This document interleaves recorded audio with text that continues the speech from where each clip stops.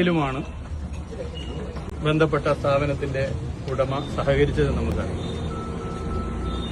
ഈ വിഷയവുമായി ബന്ധപ്പെട്ട രാഷ്ട്രീയ കാര്യങ്ങളൊക്കെ തന്നെ പാർട്ടിയുടെ ജനറൽ സെക്രട്ടറിയും പാർട്ടി സംസ്ഥാന സെക്രട്ടറിയും ചൂണ്ടിക്കാട്ടിയിട്ടുണ്ട്. ഞാൻ അതിലേക്ക് ഇപ്പോൾ കിടക്കുന്നു.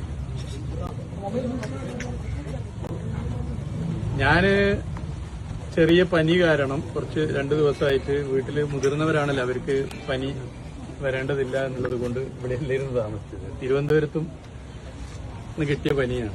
അപ്പോൾ അത് കാരണം മുതിർന്ന മാതാപിതാക്കളൊക്കെ അതിന്റെ ഭാഗമായി പ്രയാസപ്പെടുന്നതെന്നുള്ളത് കൊണ്ട് ഞാൻ കോഴിക്കോട് ഗവൺമെന്റ് ഗസ്റ്റ് ഹൌസിലാണ് താമസിച്ചത്.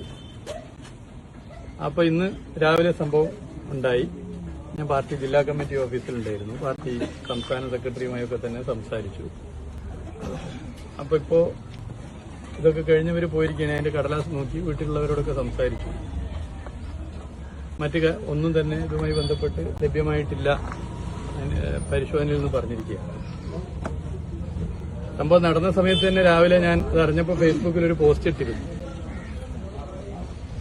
ഇവിടെ സംഘപരിവാറിനെതിരെ ശക്തമായ നിലപാട് സ്വീകരിക്കുന്ന പ്രസ്ഥാനത്തിൽ പ്രവർത്തിക്കുന്നവരെ പുതിയ കാലത്ത് നരേന്ദ്രമോദിയുടെ ഗവൺമെന്റ് അധികാരത്തിൽ വന്നതിന് ശേഷം ദേശീയ അന്വേഷണ ഏജൻസികളെ വെച്ച് വേട്ടയാടുന്നു. അവരോട് ഒരു കാര്യം വളരെ വിനയത്തോടെ പറയാൻ ഞാൻ ആഗ്രഹിക്കുകയാണ്. CPIM പ്രവർത്തിക്കാൻ തീരുമാനിച്ചപ്പോ ജനപ്രതിനിധിയാവും, MLA ആവും, മന്ത്രിയാവും, അല്ലെങ്കിൽ പാർട്ടിയുടെ സംസ്ഥാന കമ്മിറ്റിയിലാവുമെന്നൊന്നും കരുതിയിട്ടല്ല പ്രവർത്തിച്ചത്. പക്ഷെ ഒന്ന് കരുതിയിരുന്നു, മതനിരപേക്ഷതയ്ക്ക് വേണ്ടി സ്വന്തം ജീവൻ ഉൾപ്പെടെ നൽകാൻ തയ്യാറാണ്. ആ പോരാട്ടം ശക്തമായി മുന്നോട്ട് കൊണ്ടുപോകും. അതിന് ഏതു തരത്തിലുള്ള ഭീഷണി വന്നാലും ഈ പാർട്ടിക്കകത്ത് പ്രവർത്തിക്കുമ്പോൾ ജീവൻ പോയാലും തല പോയാലും നിന്ന് പോരാടും എന്ന് കരുതിയിട്ടാണ് ഈ പാർട്ടി പ്രവർത്തിക്കുന്നത്. അതുകൊണ്ട് ഇങ്ങനത്തെ ഓരോ സംഗതികളൊക്കെ കാട്ടി ഞങ്ങൾ കമ്മ്യൂണിസ്റ്റുകാരെ പേടിപ്പിക്കാൻ വേണ്ടി ഇങ്ങോട്ട് വരേണ്ടതില്ല എന്നുള്ളതാണ് ചൂണ്ടിക്കാട്ട് ആഗ്രഹിക്കുന്നത്. സംഘപരിവാറും കേന്ദ്ര സർക്കാർ ഉയർത്തുന്ന തെറ്റായ നിലപാടിന് ഇനിയും തുറന്നു കാണിക്കും. അതിന് ED അല്ല, ഇനി അതിലും വലിയ D വന്നാലും ഒരു പ്രയാസമില്ലാതെ നേരിട്ട് മുന്നോട്ട് പോകും. രാഷ്ട്രീയ പ്രവർത്തനം ശക്തമായി തുടരും. ഇതിന്റെ മറ്റു വശങ്ങളിലേക്കൊന്നും ഇപ്പൊ ഞാൻ കടക്കാൻ ആഗ്രഹിക്കുന്നില്ല. പാർട്ടി സംസ്ഥാന സെക്രട്ടറിയും പറഞ്ഞിട്ടുണ്ട്, പാർട്ടി ജനറൽ സെക്രട്ടറിയും പറഞ്ഞിട്ടുണ്ട്. അതിന്റെ മുകളിലല്ല ഞാൻ.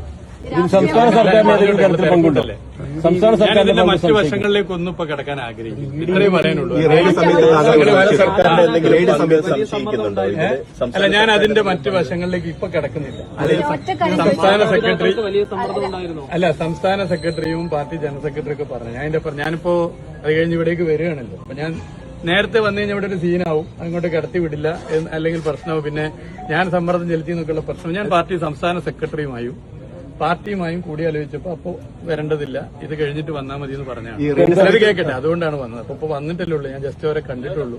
നമ്മുടെ ഇനി ഇവിടെ ഉണ്ട്, ഇനിയും നമുക്ക് കാണാം. അല്ല, അതിലേക്കൊന്നും ഞാനിപ്പോ ആ വശത്തിലേക്കൊന്നും ഇപ്പൊ കിടക്കുന്നില്ല. ഇനിയും നമുക്ക് കാണാം. പിന്നെ ഒന്നുകൂടി പറയാം, CPIM പ്രവർത്തിക്കാൻ തീരുമാനിക്കുമ്പോൾ ഇതൊക്കെ നേരിടേണ്ടി വരുമെന്ന് കരുതിയിട്ട് തന്നെയാണ് പ്രവർത്തിക്കാൻ തീരുമാനിച്ചത്. ആ പ്രവർത്തനം ഇനി ശക്തമായിട്ട് തുടരും.